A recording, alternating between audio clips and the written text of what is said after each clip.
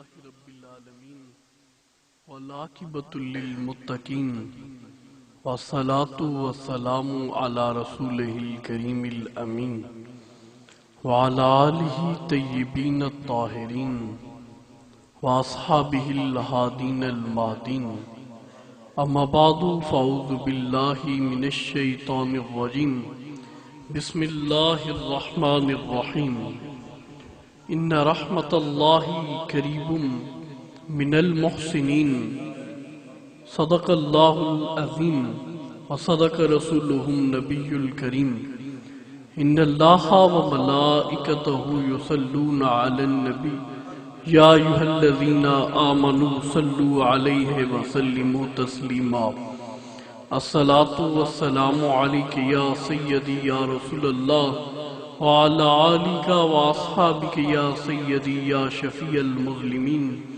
الصلاة والسلام علیک یا سیدی یا خاتم النبیین بے بسم اللہ اسم اللہ دا ایوی گہنا بارا ہوں نال شفاعت سرور عالم چھٹسی عالم سارا ہوں حدوں بے حد درود نبی تے جس دا ایڈ پسارا ہوں میں قربان تنہاتی یا حضرت باہو جنہا ملیا نبی سائیں سہارا ہوں حضور سلطان العارفین آپ فرماتے ہیں یہ یار یگانا ملسی تینوں جے سردی بازی لائیں این عشق اللہ وچ ہو مستانہ صدا ہو علائیں ہوں نال اسم اللازم دے اس دل نو قید لائیں ہوں ذاتے نال جے ذاتی ملیا تد باہو نام دھرائیں میرے نہایت ہی واجب الاحترام شہزادہ حضور غوث الورا حضور پیر سید غلام دستگیر شاہ صاحب آستانِ عالیہ فیصل آباد شریف اور میرے انتہائی محسن قابل قدر حضور کے لگتے جگر حضور کریم آقا علیہ السلام کا خون سید پیر عبدالقادر شاہ صاحب آستانِ عالیہ کوٹھولہ شریف اور میرے دیگر کریم آقا علیہ السلام سے محبتوں اور پیار رکھنے والے آقا کے غلاموں آج یہاں پہ ڈاکٹر یعقوب حیدر صاحب مدد ذلہ العالی آپ نے جو یہ محفل عرس مبارک کی محفل منعقد کی اللہ تعالیٰ آپ کے عمل میں فیض میں اور حضور سلطان العارفین کے اس طریقت کے سلسلے کو آباد فرمائیں آپ کی طرح اور اللہ تعالیٰ اس کو مزید وسیع فرمائیں کہ اللہ تعالیٰ نے قرآن مقدس میں ارشاد فرمایا کہ ان رحمت اللہ قریب من المحسنین میرے دوستو خطاب تو قبلہ شاہ صاحب نے فرمانا ہے میں کچھ گزارشات عرض کرتا ہوں کہ ان رحمت اللہ قریب من المحسنین اگر تم میری رحمتیں چاہتے ہو میری رحمتوں کے متلاشی ہو قریب من المحسنین میرے پیارے بندوں کے قریب ہو جاؤ آج کیونکہ ہم ایک آستانے پہ بیٹھے ہیں یہاں پہ تذکرہ کریم آقا علیہ السلام کی عشق اور محبت کا بھی ہوگا اور اللہ کے ولی کی درگاہ کے آداب کے متعلق بھی کچھ عرض کرتا ہوں جو آداب ہمیں اپنے بزرگوں سے سیکھنے کو ملے ہیں جب ہمارے جد اعلیٰ حضرت سخی سلطان محمد عبدالعزیز صاحب رحمت اللہ تعالی حضور شہباز عارفہ جب اپنے مرشد کے آستانے پہ جاتے تھے، یہاں پہ بیٹھے ہوئے ہیں لوگ، ڈاکٹر صاحب قبلہ بیٹھے ہیں، دیگر اور لوگ بھی بیٹھے ہیں، آپ کبھی چارپائی پہ نہیں سوتے تھے، آپ نیچے صفوں پہ سوتے تھے۔ اس کی وجہ کیا تھی کہ مرشد کا آستانہ ہے، یہاں سے لینے آیا ہوں کہ جب ان محسنین بندوں کے قریب بندہ ہوتا ہے، قریب کچھ ہو کے کچھ پا جاتے ہیں، کچھ کھو جاتے ہیں، کچھ پا جاتے ہیں، کچھ کھو جاتے ہیں۔ جیسے حضور سلطان سے اپنے ادب فرمایا حضور غوث الثاقلین کا، تو آپ اس ادب میں فرماتے ہیں کہ اگر تو کچھ پانا چاہتا ہے، اگر تو کچھ چیز حاصل کرنا چاہتا ہے تو حضور غوث الثاقلین کے در کا سگ بن جا، کہ تو غوث الورا کے در کا کتا بن جا۔ اگر تو نے کچھ پانا ہے، کچھ حاصل کرنا ہے تو اپنے اندر عاجزی کو لے آ۔ جب تیرے اندر عاجزی آئے گی تو پھر آپ فرماتے ہیں کہ یہ یار یگانہ ملسی تینوں یہ سردی بازی لائے ہوں۔ جب تمہارے اندر یہ ایک کتا انسان کے وجود کے اندر ہے، ایک کتا انسان کے وجود کے اندر ہے جس کو ہم نفس کہتے ہیں۔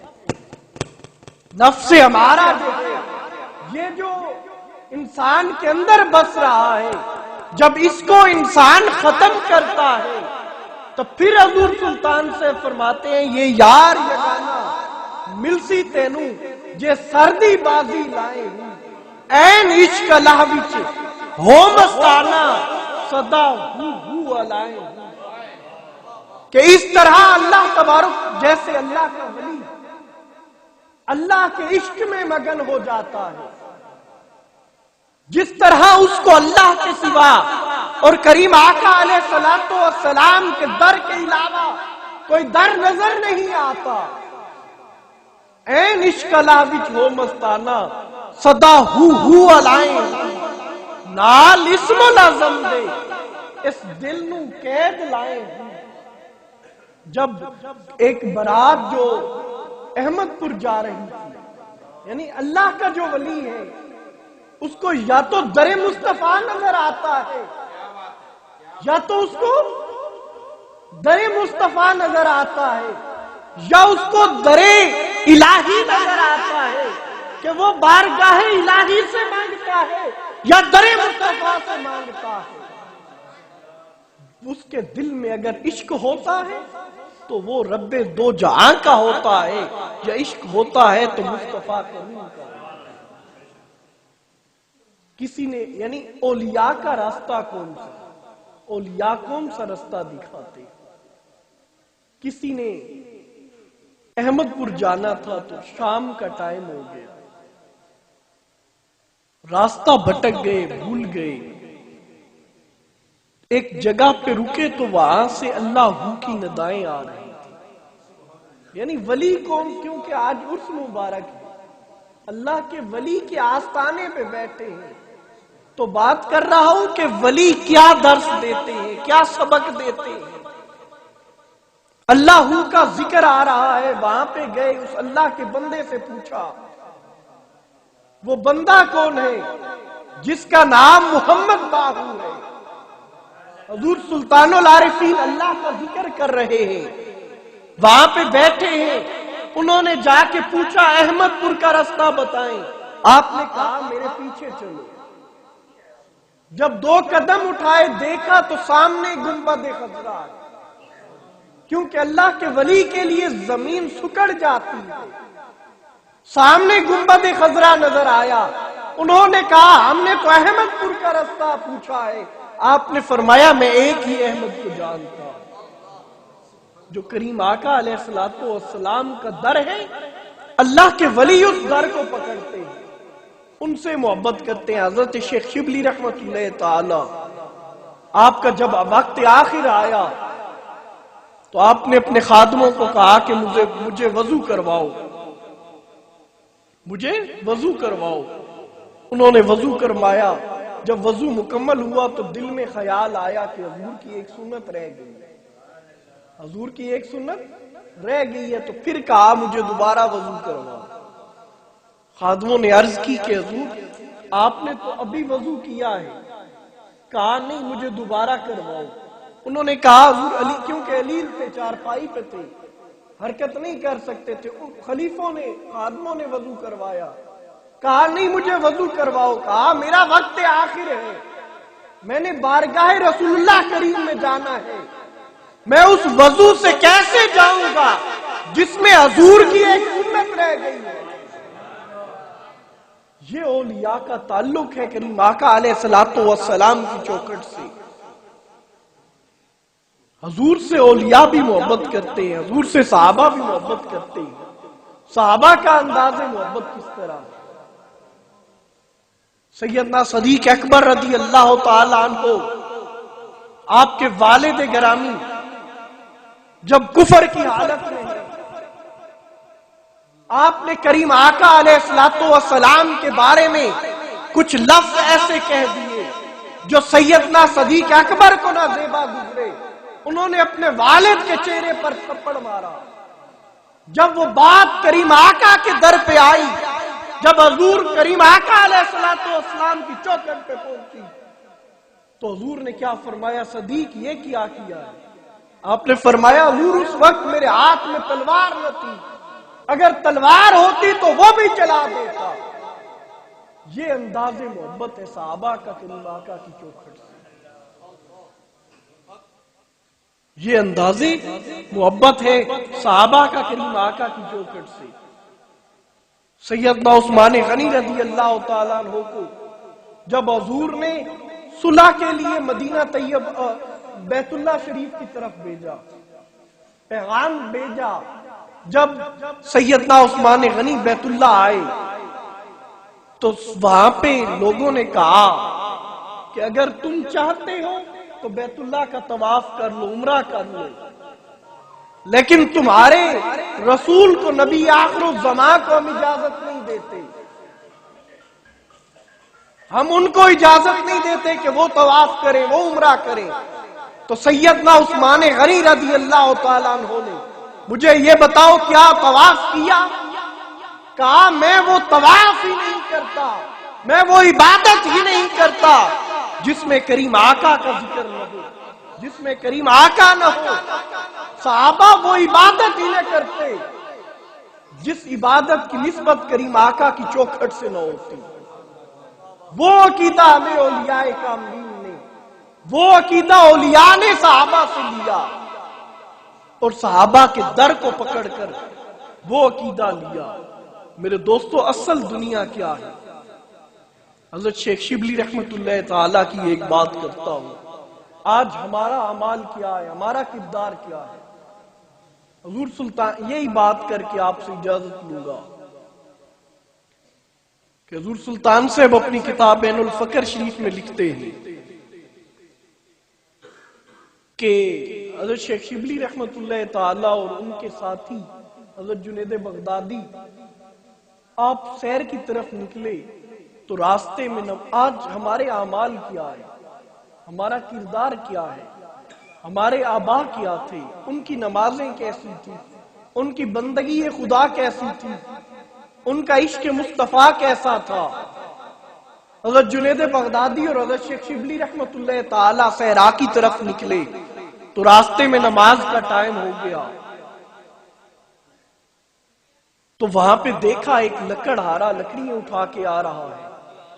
حضرت جنید بغدادی فرماتے ہیں اس کو آنے دو، اس سے پوچھتے ہیں اگر اس نے نماز پڑھنی ہوئی تو مل کے نماز پڑھتے، مل کے نماز پڑھیں گے. وہ جب پہنچے تو حضرت جنید بغدادی کو اپنے کشف کے ذریعے پتا چلا کہ یہ بندہ اللہ کا ولی ہے. حضرت جنید بغدادی نے اس کو پکڑ کے مصلی پہ کھڑا کیا، اس نے نماز شروع کی. جب وہ رکوع میں گیا اس نے رکوع کو طویل کیا، طول دیا. جب وہ سجدے میں گیا اس نے سجدے کو طول دیا. اسی طرح نماز لمبی ہو گئی. جب اس اللہ کے بندے نے سلام پھیرا حضرت جنید بغدادی نے پوچھا کہ اے اللہ کے پیارے ولی، اے اللہ کے بندے تم نے نماز کو لمبا کیوں کر دیا ہے؟ وہ جواب دیتا ہے کہ جب میں رکوع میں جاتا تھا تب تک میں رکوع سے نہ اٹھتا جب تک مجھے بارگاہ الہی سے لبیک عبدی کی ندا نہ آتی، تب تک میں رکوع سے نہ اٹھتا، تب تک میں سجدے سے سر نہ اٹھاتا جب تک مجھے بارگاہ الہی سے لبیک عبدی کی ندا نہ آتی کہ اے میرا بندہ میں حاضر ہوں، تو مانگ کیا مانگتا ہے۔ یہ اللہ کے ولیوں کی نماز ہے، یہ ان کی نماز، یہ ان کا درس ہے جن کی اللہ سے لے لگ جاتی۔ کہا کہ تب تک میں سجدے سے سر کو نہ اٹھاتا، تب تک میں رکوع سے نہ اٹھتا، سجدے سے نہ اٹھتا جب تک مجھے بارگاہ الہی سے لبیک عبدی کی ندا نہ آتی کہ اے میرا بندہ میں حاضر ہوں، تو مانگ کیا مانگتا ہے۔ حضور سلطان صاحب اس سے آگے لکھتے ہیں، آپ فرماتے ہیں ایک مقام وہ بھی آتا ہے، یعنی اللہ کے پیاروں کا تذکرہ ہے، یعنی اللہ کے ولی وہ بھی ہیں جو ایک مقام پہ بیٹھ کے اللہ کا ذکر کرتے ہیں اور اتنی کثیر تعداد سے اس پروردگار کا ذکر کرتے ہیں کہ ان کی لوں لوں، ان کے وجود کا ہر ہر حصہ، بال، آنکھیں، ہر وجود کا حصہ اللہ کے ذکر میں مشغول ہو جاتا ہے، اور اس وقت بارگاہ الہی سے جو ندائیں آتی ہیں، آپ فرماتے ہیں کہ اس وقت آسمان یہ خواہش ظاہر کرتا ہے کہ میرے مالک کاش مجھے تو وہ زمین کا ٹکڑا بناتا جس کے اوپر تیرا بندہ بیٹھ کے تیرا ذکر کر رہا ہے۔